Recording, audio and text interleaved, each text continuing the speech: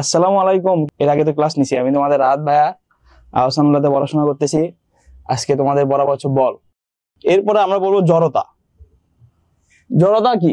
বল প্রয়োগ না করা পর্যন্ত, এই যে দেখো, বল প্রয়োগ না করা পর্যন্ত স্থির বস্তু যে স্থির থাকতে চায় কিংবা গতিশীল বস্তু যে গতিশীল থাকতে চায়, বস্তুর ওই বস্তুর যে জড়তা। আচ্ছা, এটা বাদ দিয়ে আমরা বাস্তব জীবনে বোঝার চেষ্টা করি। তোমরা সবাই বাসে উঠছো না? তুমি বাসে উঠছো, ঠিক আছে? তো আগে আমরা উল্টাটা পড়বো, যে গতিশীল বস্তু যে গতিশীল থাকতে চাই। আচ্ছা, তুমি বাসে উঠছো, লোকাল বাসে, ঢাকার লোকাল বাসে উঠছো, বুঝছো? তো বাস যাচ্ছে, যাতে যাতে মনে করো বাস 60 স্পিডে চলতেছে। চলতে চলতে মনে করো হুট করে একটা পাগল আসছে বাসের সামনে। তো বাস ড্রাইভার করছে কি, ব্রেক দিছে। কি হয়? এই যে মনে করো আমি একটা কারোর দাঁড়ায় আছি, কি হয়? এরকম করে আমরা যাই না, সামনে যে বাড়ি খাই না, এই যে মনে করো এরকম দাঁড়ায় আছি, বাস চলতেছে, মানে এক জায়গায় স্থির দাঁড়ায় আছি, হুট করে বাস ব্রেক করছে, এরকম করে বাড়ি খায় না? তো এটা কেন বাড়ি খাই? তুমি যে গতিশীল ছিল না, তুমি কিন্তু বাসের সাপেক্ষে স্থির থাকলেও তুমি কিন্তু গতিশীল ছিলা। এই যে গতিশীল থাকার কারণে তোমার যে গতিশীল অবস্থায় যে আজীবন থাকতে মন চাচ্ছে, এটাই হচ্ছে যে তোমার জড়তা। এটা হচ্ছে গতি জড়তা, ঠিক আছে? এটা হচ্ছে তোমার কি গতি জড়তা, হচ্ছে স্থিতি জড়তা। এই যে ধরো আবার আমার বুঝাই, এই যে ফোনের উপর যে এই ড্রপটা রাখছি, এই ড্রপটা কি স্থির থাকতে চাচ্ছে না? তো এই ড্রপ যে হুট করে যদি গতি দাও, দেখবে। আচ্ছা দেখো, তারপর আবার বাসে কি হয় আমি বলি।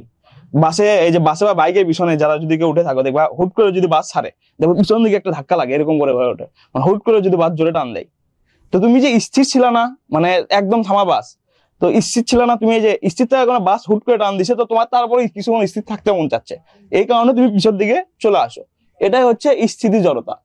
তো বল প্রয়োগ না করা পর্যন্ত স্থির বস্তু যে স্থির থাকতে চায়, এই যে বাসের যে শুরুতে তুমি যখন বাস চালু হচ্ছে তখন তুমি পিছন দিকে চলে আসতেছো, স্থির থাকতে যাচ্ছ, এটা হচ্ছে স্থির জড়তা।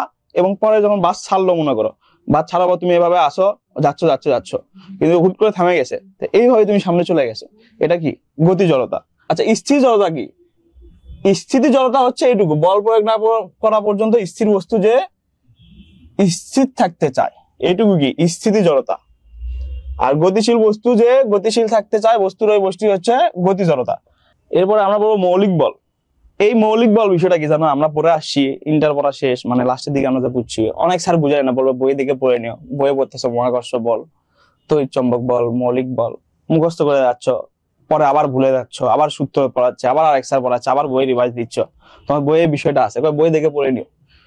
আবার অনেকে বিষয় কমপ্লিট করে না, এটা আসলে ভৌতিক ব্যাপার স্যাপার, বুঝছো? মহাকর্ষ বলে বল বিষয়টা এখন হচ্ছে মানে ভৌতিক ব্যাপার স্যাপার বলবো আমরা এখন। পৃথিবী, আমরা একজন আরেকজনের ঘুষি দিচ্ছি, এটা করতেছি ওটা করতেছি, কত ধরনের বল আছে পৃথিবীতে। মৌলিক বল হচ্ছে 4টা। আচ্ছা, এখন ভাইয়া বলেন মৌলিক বিষয়টা কি? যেমন ধরো স্বরবর্ণ, আমরা স্বরবর্ণ ব্যঞ্জন বর্ণ পড়ছি না? তো স্বরবর্ণ দিয়ে কিন্তু ব্যঞ্জন বর্ণ তৈরি, মানে একবার মৌলিক শব্দ, মানে বর্ণ কয়টা? এই স্বরবর্ণ যে 11টা আছে, কয়টা না? তো এরকম মৌলিক বল হচ্ছে 4 ধরনের, একদম পৃথিবীতে মৌলিক বল হচ্ছে 4 ধরনের। তোমাদের ফিজিক্স রিলেটেড, বুঝছো? আমি থাকি না থাকি, যদি যে কোনো সমস্যা হলে আমার সাথে যোগাযোগ করতে পারো, এই যে আমার নাম্বার দিয়ে দিচ্ছি, ফিজিক্স রিলেটেড, ঠিক আছে? যে ভাইয়া এই বিষয়টা একটু, যেমন কারো মনে যদি প্রশ্ন জাগে যে ভাইয়া এই অধ্যায় এটা কেমনে কেন কি হয়েছে, এই যে যেমন আর সবল নিউক্লিয় বলটা কেমনে কাজ করে বা দুর্বল নিউক্লিয় বল কেমনে কাজ করে, যে কোনো সমস্যা আমার কন্ট্যাক্ট করতে পারো, এটা আমার হোয়াটসঅ্যাপ নাম্বার, ঠিক আছে? আচ্ছা ঠিক আছে, আল্লাহ হাফেজ।